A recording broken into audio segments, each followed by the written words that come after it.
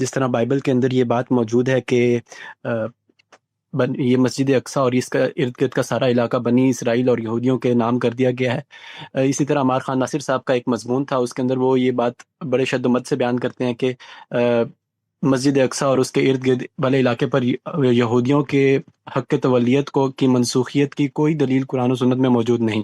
لیکن غامدی صاحب نے سورہ بنی اسرائیل کی تفسیر میں اور اپنی 23 اعتراضات کی سیریز میں اس بات کو بیان کیا تھا، اور اس سورہ بنی اسرائیل سے یہ استنباط کیا تھا کہ حق تولیت منسوخ ہو چکا ہے ان کا، اور وہ مسلمانوں کی طرف منتقل ہو گیا۔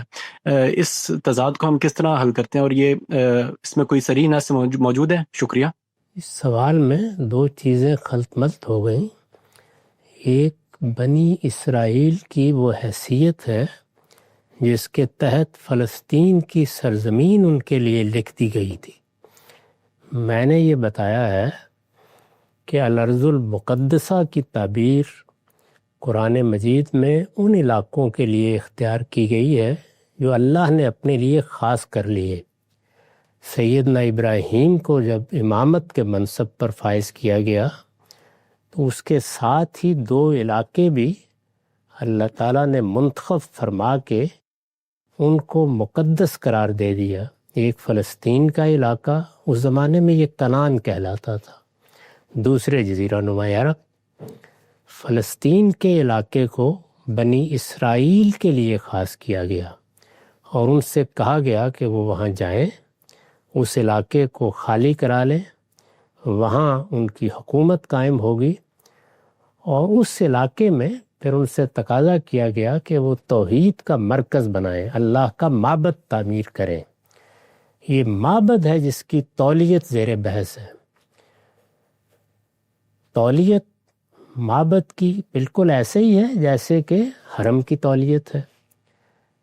فلسطین کے علاقے سے متعلق اللہ تعالیٰ کا فیصلہ بنی اسرائیل کے اس منصب کی رعایت سے تھا جس پر وہ فائز کیے گئے تھے۔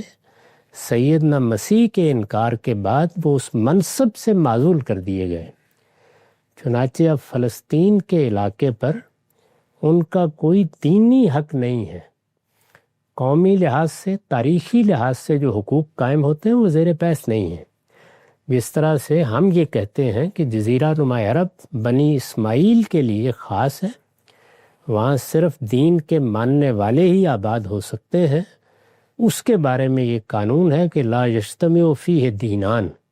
یہی قانون فلسطین کے بارے میں بھی تھا، اس کا معاملہ ختم ہو گیا۔ مسجد اقصیٰ کی تولیت مل گئی، رہ گئی، وہ زیر بحث ہی نہیں ہے۔ مسلمانوں نے کبھی اس کی تولیت لی ہی نہیں۔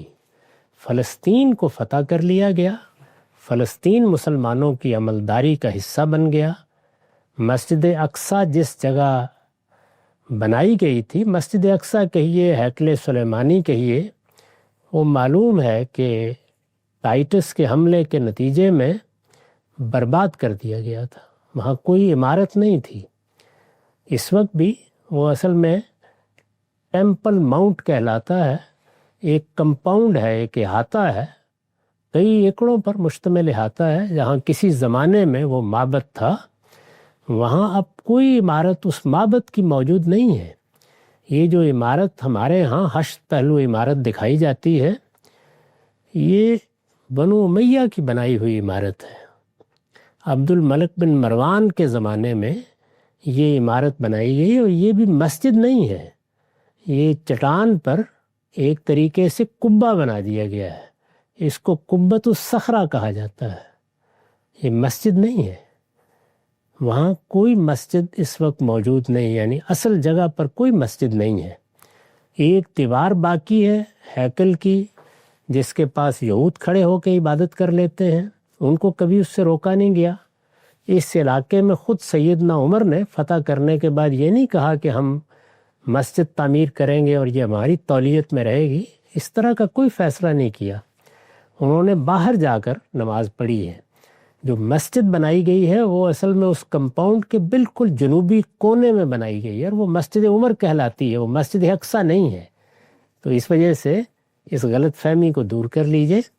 جو بات بتائی جا رہی ہے وہ یہ ہے کہ مسجد کی تولیت زیر بحث نہیں، وہ مسلمانوں نے کبھی نہیں لی، نہ اللہ تعالیٰ نے مسجد کی تولیت سے کبھی یہود کو محروم کیا، اس طرح کی کوئی چیز کسی نص میں بیان نہیں ہوئی۔